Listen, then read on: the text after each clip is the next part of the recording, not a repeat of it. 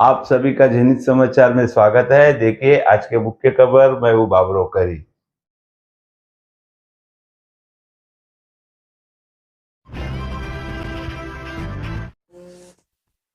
नमस्कार। आज देख रहे हैं आप जनित समाचार।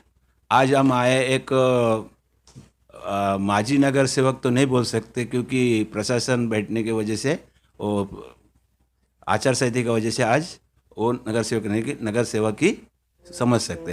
तो आज हम इसलिए आए कि ये भ्रष्टाचार निकालने में हमेशा माहिर है। इनको हमेशा हम देखते रहते हैं।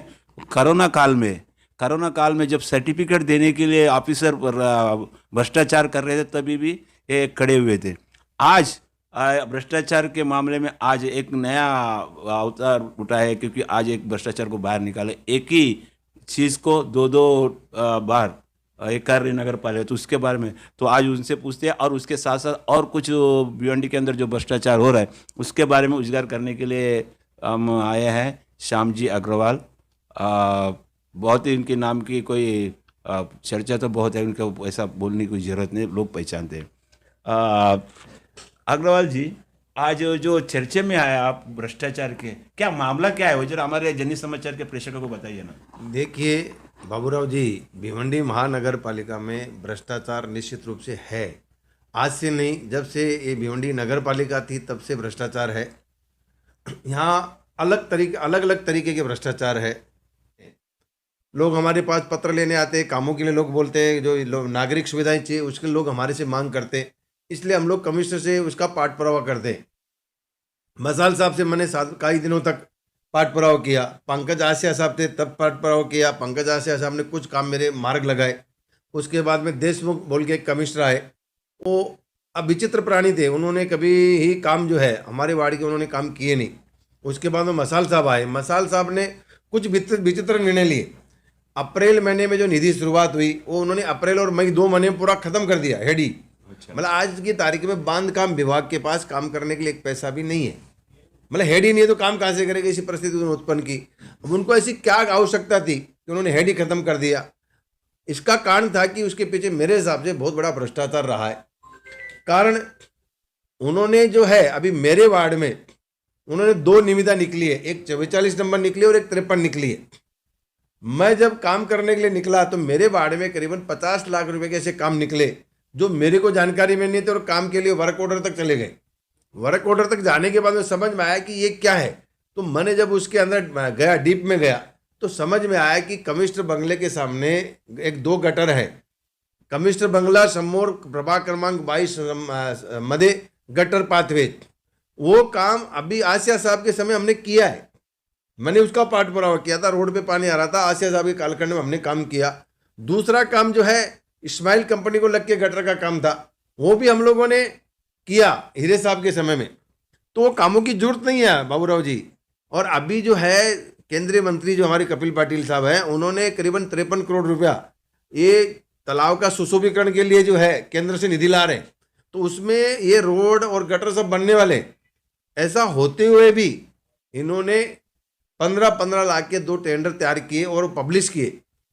अभी ये इसमें 100% भ्रष्टाचार बाबूराव जी। ये 30 लाख रुपया कोई न कोई के गले के अंदर घास के अंदर खाने के लिए जा रहा था, और उसमें मेरा ध्यान गया और मैंने उसका विरोध किया। तो काम तो अभी रुका है, लेकिन इसके पीछे के कारण क्या था, इसलिए मैं आपके माध्यम से, मैं तो कमिश्नर महोदय को पत्र व्यवहार भी किया है, मैं मिला भी हूँ और सोमवार को मैं उनसे वापस मिलने वाला हूँ।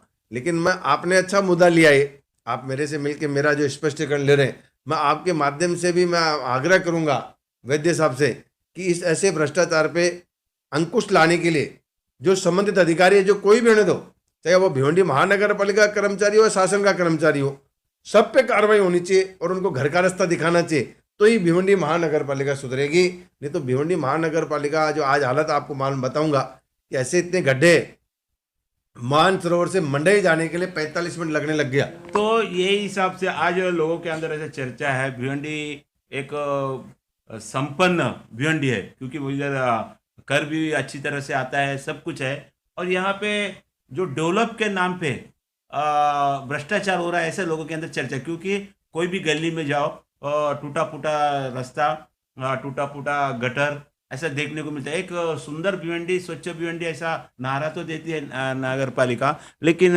इस प्रैक्टिकल में ग्राउंड रिपोर्ट लिखने जाएगा तो पूरा गंदगी रहता है। तो ये भ्रष्टाचार खत्म करने के लिए ये भ्रष्टाचार जो हो रहा है, तो इसके जिम्मेदार कौन हो सकते हैं आपके नज़र में? देखो, इसके लिए अधिकारी और राजकारणी दोनों बराबर के इसमें भागीदार हैं, दोनों इसके लिए जवाबदार हैं।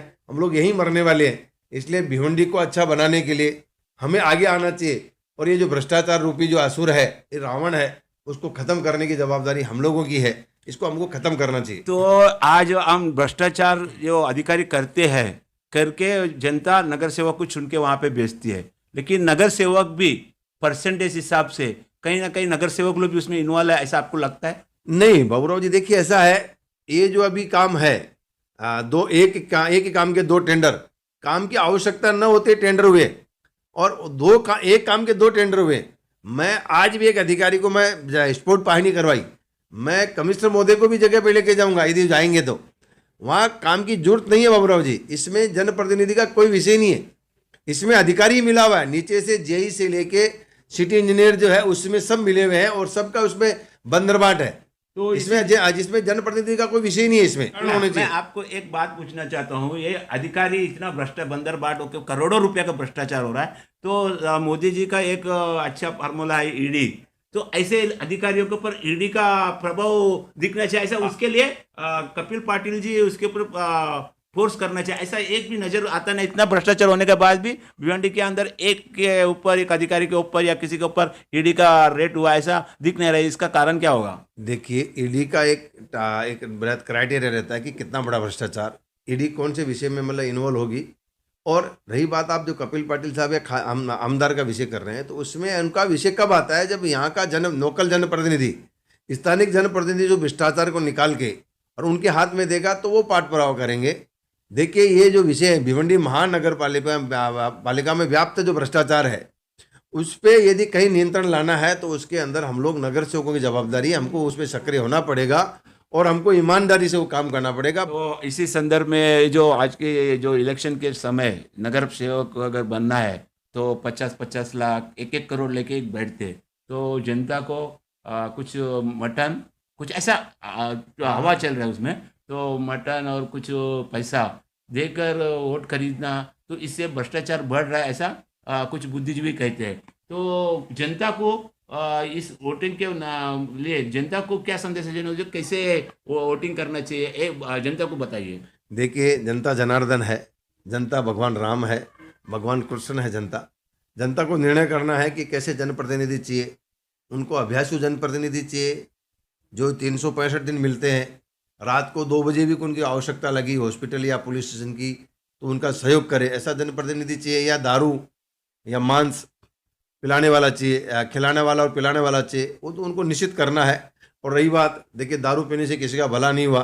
मैं राजस्थान से बिलोंग करता हूँ बाबूराव जी, हमारे राजस्थान में कहावत है, दारू से रजवाड़े चले गए, राजाओं के राज चला गया, तो दारू से किसी का भला नहीं हुआ है। इसलिए मैं आपके माध्यम से आह्वान करूँगा, विनती भी करूँगा जनता से कि ऐसे लोग जो हैं, जो समाज सेवक जो मार्केट में आए हैं, जैसे बरसात के अंदर वेड़ूक आते हैं, वैसे लोगों के चक्कर में न जाके जो अच्छे लोग हैं उनके साथ में रहे। और ये जो आप भ्रष्टाचार का जो विषय है, ऐसे लोग आएंगे तो ही खत्म होंगे। धन्यवाद। देखिए, आज श्याम जी अग्रवाल जी से वो मुलाकात करने में बहुत सारे बात है, लेकिन जनता से ये कहना चाहता हूँ कि इलेक्शन के समय ये जो थोड़ा सा मटन और क्वार्टर और कुछ पैसा उसके लिए बिकेंगे, तो 5 साल ये नगर सेवक के पास गुलाम बन के रहना पड़ेगा। क्योंकि आज के तारीख में ये जो गुंडे, मवाली, ऐसे ऐसे लोग नगर सेवक बनने के लिए आते हैं और करोड़ों रुपया लेके बैठते। लेकिन जनता को एक ही तुमको गुलाम बनना है या काम करके लेना है, तो अच्छे प्रतिनिधि को चुन के दो और बिना पैसे का, और वो पैसा लोगे तो तुमको उनके पास जाके जवाब पूछने के लिए तुम्हारा कोई अस्तित्व खत्म हो जाएगा। इसके लिए आगे का जो इलेक्शन आने वाला है, उसमें बिना पैसे का और एकदम निस्वार्थ से और अच्छे लोगों को चुन के देना चाहिए। ऐसा जनित समाचार के ओर से मैं जनता को ये करना चाहता हूँ। और बहुत बहुत शुक्रिया आप हमारे जनित समाचार से बात करने के लिए। आज के लिए बस इतना ही। कल फिर मिलेंगे नए खबर के साथ। हमारे चैनल को सबसे पहले देखने के लिए सब्सक्राइब कीजिए, लाइक कीजिए। वीडियो कैसा लगा इस पर कमेंट जरूर कीजिए। आपका कमेंट ही जनित समाचार के लिए ताकत है। और वीडियो मित्रों के साथ शेयर कीजिए। हमारे चैनल देखने के लिए धन्यवाद। जय